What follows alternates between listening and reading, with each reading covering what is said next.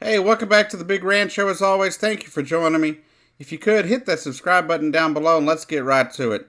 Now, to start off on a serious note, the people in Hawaii are having one heck of a time.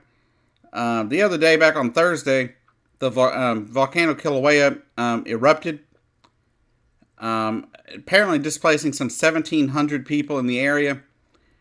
And a lot of people, and some people have lost homes already, from what I've read. And it's been a really bad thing just that far. They've been dealing with quakes in the lead up to that eruption, as high as a 5.0 magnitude quake that hit shortly before the eruption started. But then this morning, apparently, at least this morning my time, I guess yesterday evening their time, they were hit with a 6.9 magnitude quake, and so this is going to affect even more people than the volcano itself was causing. And so my thoughts and prayers go out to the people of Hawaii.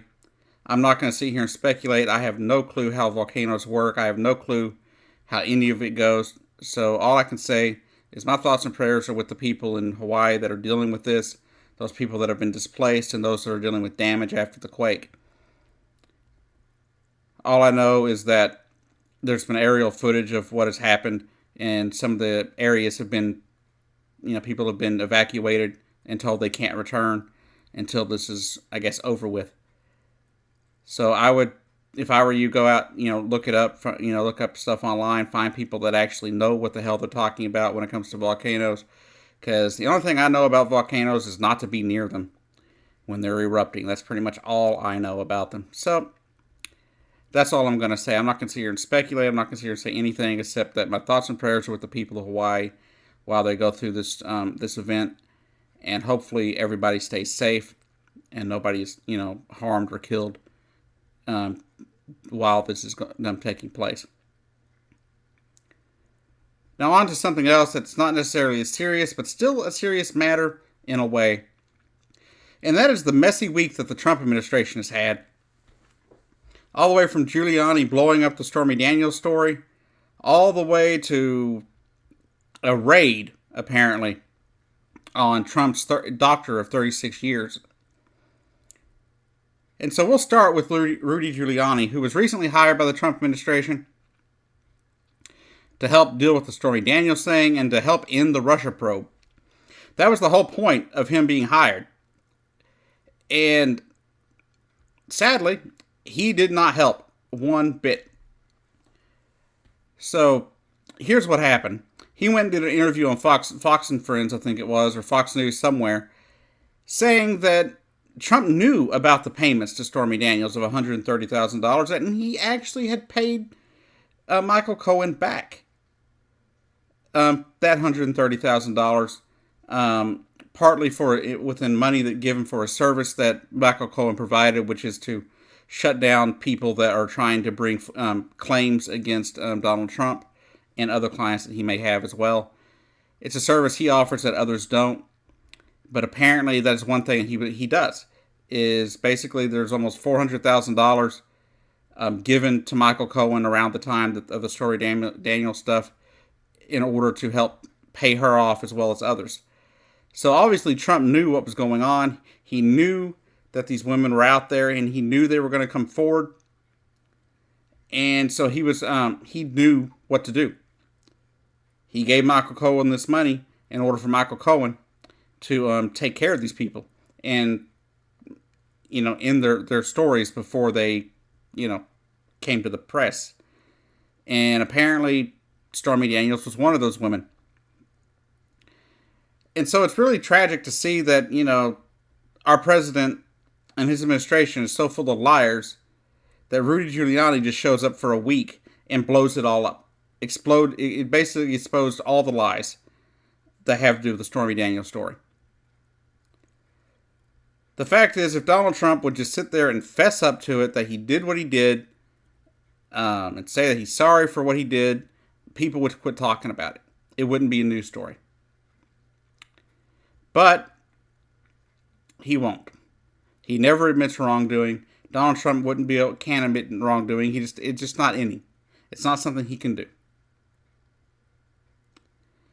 Then came the story of White House Doctor Ronnie L. Jackson, who has been accused of a number of things that came up after Donald Trump wanted to appoint him to the head of the VA, which he probably would have been a good fit for, but some stories came out about.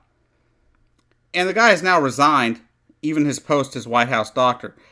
Ronnie Jackson had been doctor for not just Donald Trump, but he was also the doctor for Barack Obama as well. And some stories came out from him. Apparently, he has been accused of doling out medications, just giving people medications willy-nilly for no reason. You know, they call and say, hey, I want this drug. Boom, the doctor gives them a prescription without any questions, just basically gives them out the medication.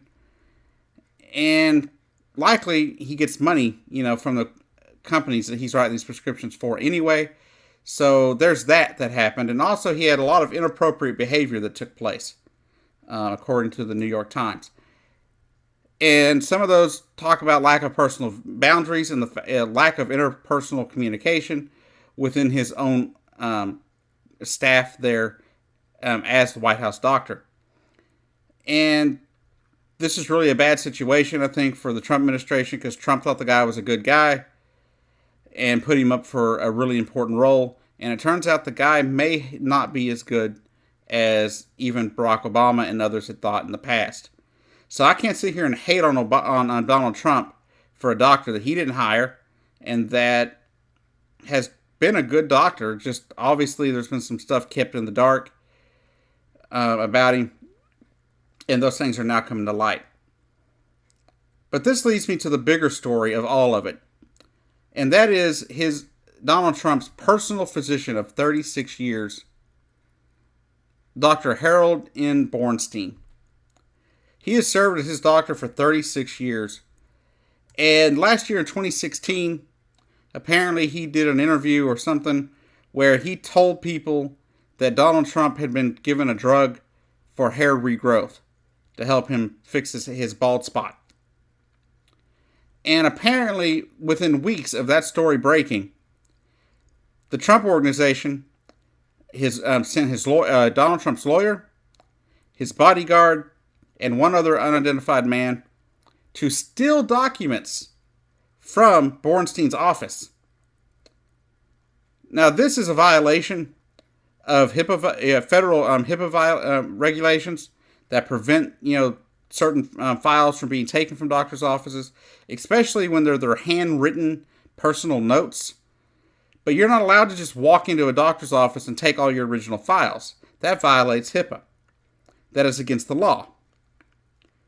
Like myself, I cannot just walk to my doctor and demand or walk in and take all their files they have on me.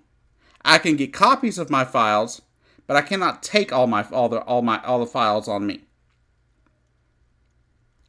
And the only way that you can get files is with a HIPAA release form being filled out and signed by the patient.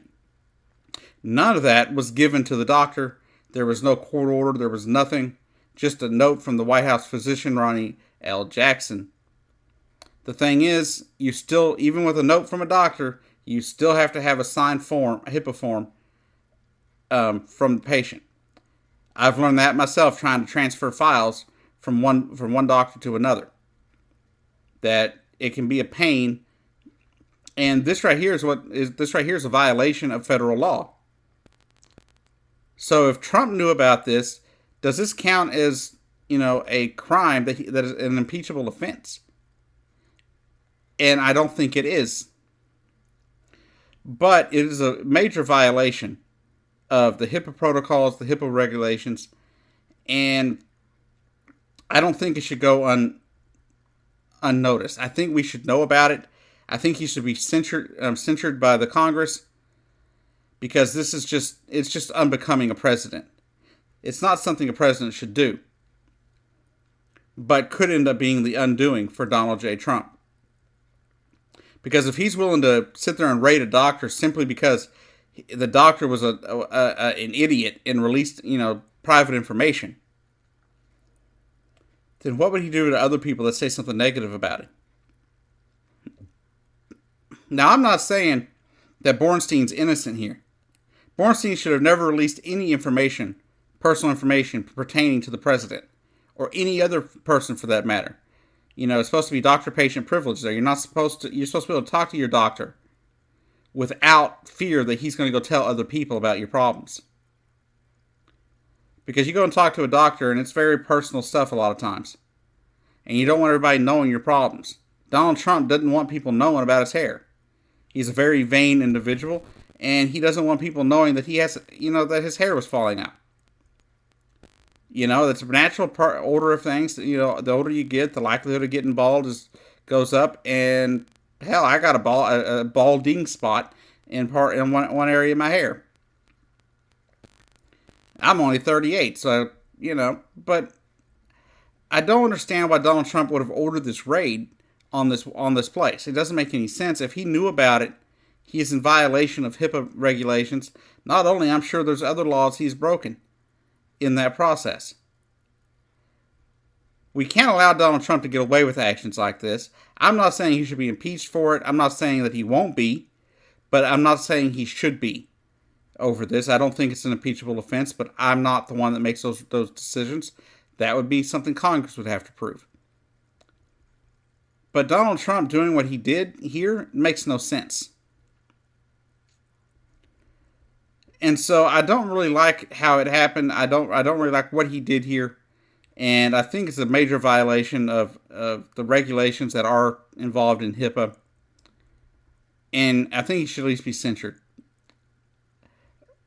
by Congress. Congress needs to sit there and say, hey, this is unbecoming of a president. It's not something you should do as a president, and that it is wrong. And this takes me to my last story of the day about wrong.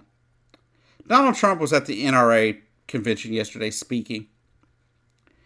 And he sat there and pandered to the people there so well, it was pathetic. And they ate it all up. Donald Trump sat there talking about how, telling them, your gun rights are under siege, and we're going to stop your gun rights from being under siege as long as I'm president. Da da da da da. Mr. President, why the lies? There is not one law in Congress of someone coming after anyone's damn guns. There are people that want gun laws, yes, but ain't nobody coming for your damn guns. And it doesn't make any freaking sense to me how he would sit there and want to pander to these people. I mean, do these people not remember this is the same president who just in February or early March said after the shooting in Parkland, Florida, that we should take the guns. We should take the guns first. Which is absolutely the opposite of the NRA stance on people that are convicted of domestic violence or being investigated for domestic violence or terroristic threats or anything like that. He said take the guns first, which was something I agreed with. Of course, his administration walked it back a few hours later, but it's what he said. So Donald Trump is playing people for fools. First, the NRA tries to play NRA members for fools by lying about their ongoing situation with Yeti. And now, Donald Trump is at the NRA convention lying that people are trying to take their guns. And what's he doing that for? I have read that he has different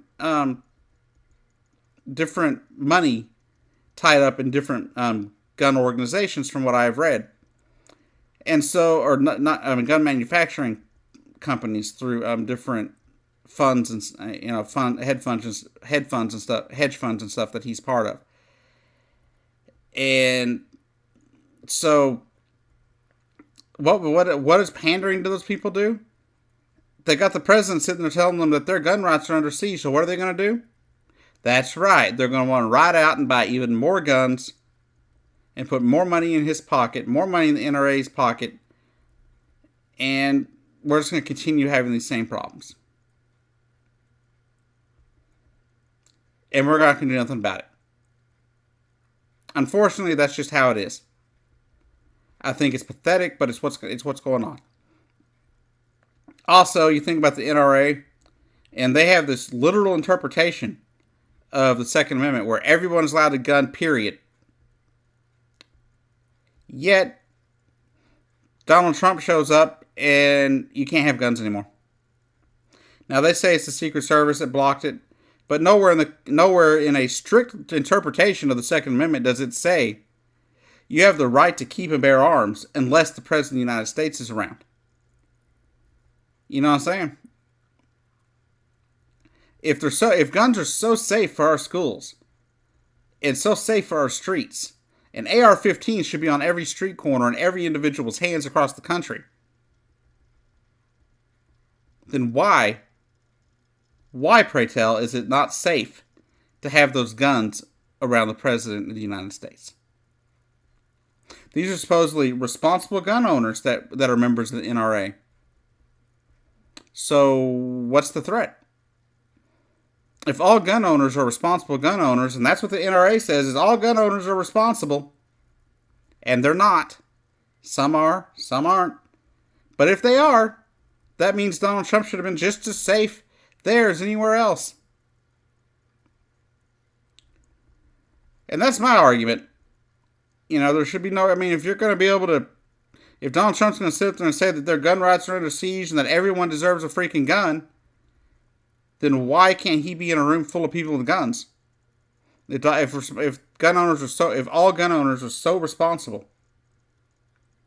Anyhow, this has been the Big Rant Show. I've been your host, Jacob Keck.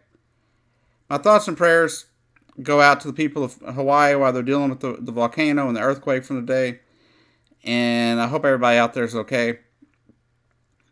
And that's really all I got for you right now. I'm going to try to put together a Roseanne review here in a little bit that'll go up as well today. I didn't put one out Wednesday because I was kind of sick, and so I really barely had time to get out the video that I got out. Anyhow, y'all have a good day. I'll see you down the road.